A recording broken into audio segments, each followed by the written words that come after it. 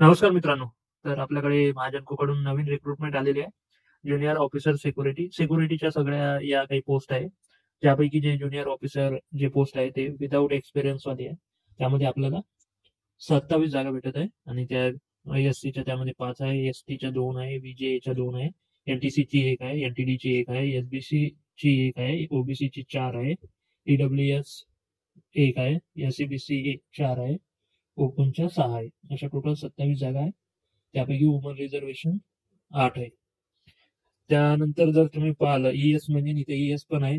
ते एक सर्व्हिसमॅनच्या त्याच्यामध्ये 4 आहे, म्हणजे 8 आणि 4 12, 27 मायनस 12, 5 1, तर 15 जागा जे जनरल कॅन्डिडेट्स आहे त्यांच्यासाठी राहील.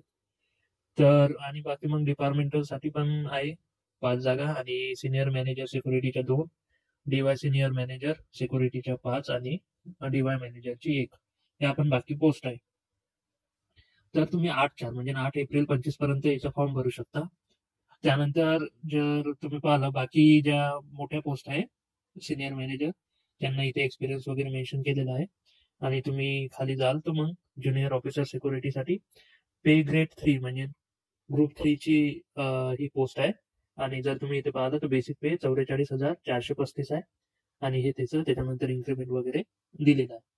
तर 44,425 आणि त्याच्यामध्ये 22,000 ते ऍड करा, म्हणजे जवळपास तुमचा 60 ते 70,000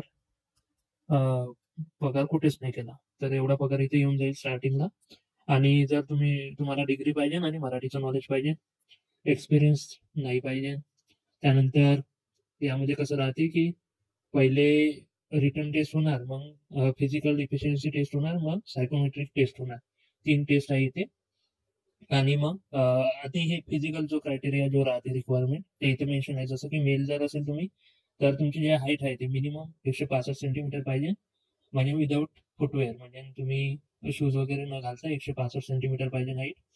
चेस्ट नॉर्मल मध्ये 81 सेंटीमीटर पाहिजे आणि एक्सपांड केल्यावर 86 सेंटीमीटर झाली पाहिजे. वेट मिनिमम 50 kg पाहिजे आणि विजन जे पाहिजे 6x6 पाहिजे, म्हणजे विदाऊट ग्लास किंवा विदाऊट काहीच न घालता 6x6 ची पाहिजे. आणि फिमेल साठी हाईट 157, वेट 45, विजन 6x6. तर इथे वेट मध्ये कमी झालं, 45 झालं 5 kg न, आणि हाईट 157 झाली, म्हणजे 7 सेंटीमीटर न हाईट पण कमी असली तरी चालते. बाकी विजन तुमची 6x6 चीच पाहिजे दोघांसाठी. आणि तुम्हाला नाईट किंवा कलर ब्लाइंडनेस नको आहे, नाही तर मग तुम्ही डायरेक्टली आउट होऊन जा. तर हे झाला क्रायटेरिया. एक्सपिरियन्स इथे मागत नाही आहे. आणि एज लिमिट जर पाहिली तर तुम्ही 38 वर्षापर्यंत हा फॉर्म भरू शकता. म्हणजे ज्युनियर सिक्युरिटी ऑफिसर ते 38 आहे, बाकी वरच्या पोस्ट जे राहते त्याला 40 आहे. त्यानंतर तुम्ही एज रिलॅक्सेशन पण भेटून जाते. रिझर्व्ह कॅटेगरीमध्ये असाल तर ते ऍज पर द क्रायटेरिया राहते. ओबीसी असेल तर 3, बाकी असेल तर मग 5. आणि ही डेट तुम्हाला काय करायची आहे, म्हणजे तुमचं एज, एज्युकेशन आणि एक्सपिरियन्स इन केस असेल तर 8/4/25 हे डेट गृहीत धरून तुम्हाला, म्हणजे एज जेव्हा काढाल तेव्हा 8/4/25 टाका. ते एज तुम्हाला टाकावं लागेल. एज्युकेशन यावाल्या तारखेच्या आत झालेलं पाहिजे तुमचं. आणि एक्सपिरियन्स जर इन केस वरच्या पोस्टसाठी जर तुम्ही देत असाल तर या तारखेच्या आतच तुमच्या पाहिजे तो एक्सपिरियन्स.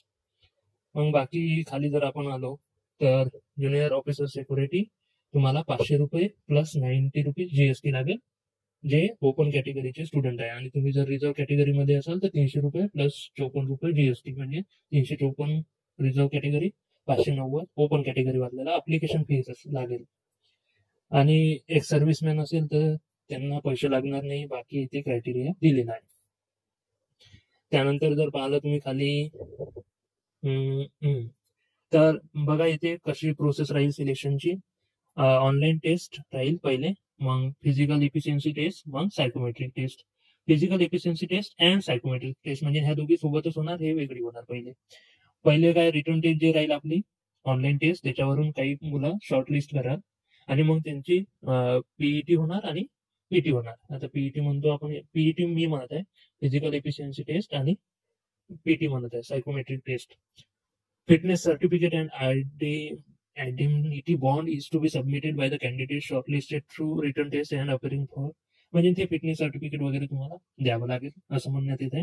बाकी तुम्ही या चॅनलवर नवीन असाल तर चॅनलला सबस्क्राईब करून घ्या.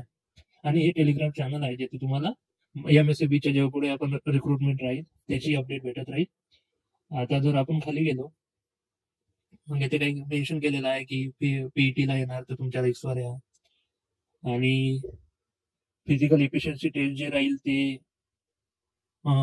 ते आणावं लागेल. बाकी पण आहे, candidates must pass all the test mention in the physical efficiency test. त्या सर्व टेस्ट तुम्हाला पास करावं लागेल, मग त्याचा स्कोर भेटेल आणि मग फायनल मेरिट लिस्ट बनणार या सर्वांच्या बेसिसवर. आणि हे जे सायकोमेट्रिक टेस्ट आहे ना, हे फक्त क्वालिफाईंग आहे, म्हणजे तुमचे मार्क्स कशावर येणार, पीईटी आणि जे ऑनलाईन टेस्ट आणि पीईटी या फिजिकल इफिशियन्सी टेस्ट, हे या दोघांचे जेवढे मार्क्स राहील त्याच्यावरून फायनल लिस्ट बनेल. आणि हे सायकोमेट्रिक जे टेस्ट आहे ना, ती जस्ट क्वालिफाईंग राहील, म्हणजे त्याच्यात मार्क्स वगैरे तुम्हाला ऍडिशनल म्हणजे ते मार्क्स देणारच नाही त्याच्यातून. फक्त तुम्हाला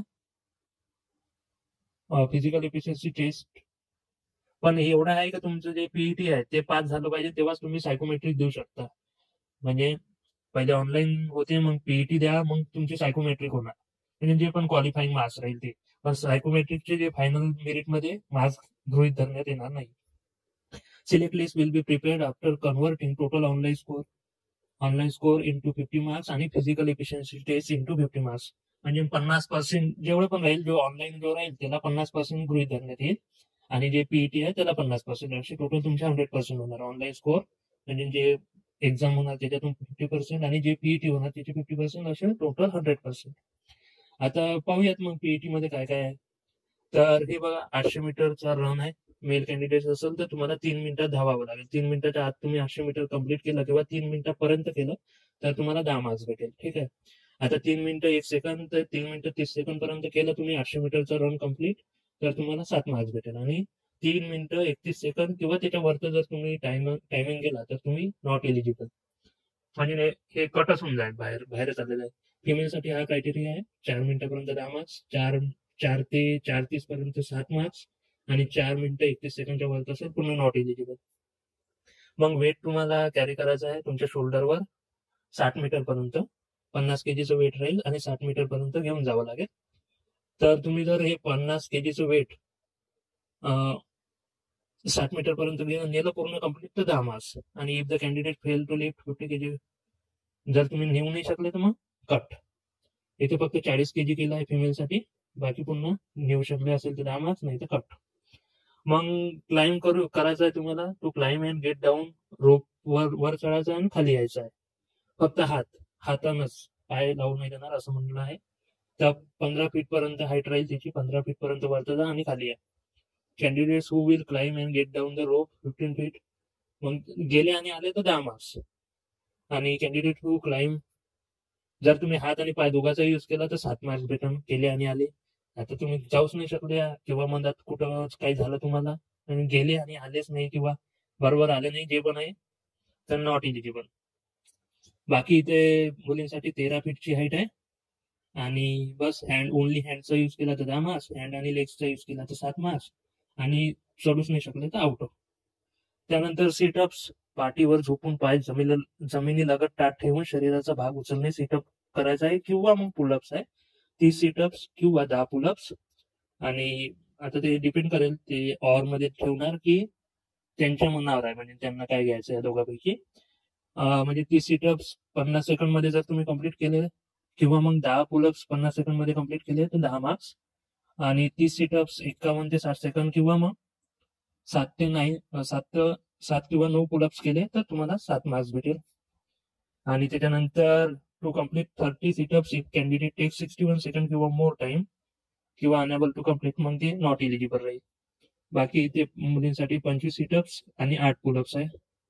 इथे पण टाइम आहे 50 सेकंडच्या आत. जर तुम्ही 25 सिटअप्स केले किंवा 8 पुलअप्स केले तर 10 मार्क्स, किंवा मग 51 ते 60 सेकंड म्हणजे 1 मिनिटात 50 सेकंड किंवा 1 मिनिटापर्यंत जर तुम्ही 25 सिटअप्स किंवा 5 ते 7 पुलअप्स केले तर 7 मार्क्स, किंवा मग नाही मग तुम्ही बाहेर. तर असा क्रायटेरिया आहे. आय थिंक मी एक्सप्लेन करू शकलो असेल तुम्हाला. बाकी काही डाऊट्स असतील तर तुम्ही कमेंट्स मध्ये देऊ शकता, किंवा मग हेच नोटिफिकेशन पुन्हा एक वेळेस वाचा. काही डाऊट्स आय थिंक राहणार नाही. त्यानंतर जर तुम्ही पाहिलं तर हे आजपासून किंवा 8/3/25 पासून चालू झालेलं आहे. म्हणजे 8 मार्च ते 8 एप्रिल पर्यंत फॉर्म चालू आहे. तुम्हाला लिंक वगैरे भेटून जाईल यावाल्या व्हिडिओच्या खाली, किंवा मग आपल्या टेलिग्राम चॅनलवर. तर हा फॉर्म तुम्ही भरून द्या. 8 एप्रिल पर्यंत आहे. आय होप सगळं मी क्लिअर केलं असेल. तरी पण तुमचे काही डाऊट्स असतील तर तुम्ही इथे विचारू शकता. आणि मी माझ्यांकोमध्ये आता वर्किंग आहे, तर तुमचे आणखी पण काही डाऊट्स असतील तर नक्कीच विचारा. म्हणजे जेवढं पण मला माहित असेल तर मी सांगण्याचा प्रयत्न करेन. तर चॅनलवर नवीन असाल तर सबस्क्राईब करून घ्या आणि हा व्हिडिओ आवडला असल्यास लाईक करा, शेअर करा. भेटूया नेक्स्ट व्हिडिओमध्ये. तेव्हापर्यंत जय हिंद, जय महाराष्ट्र.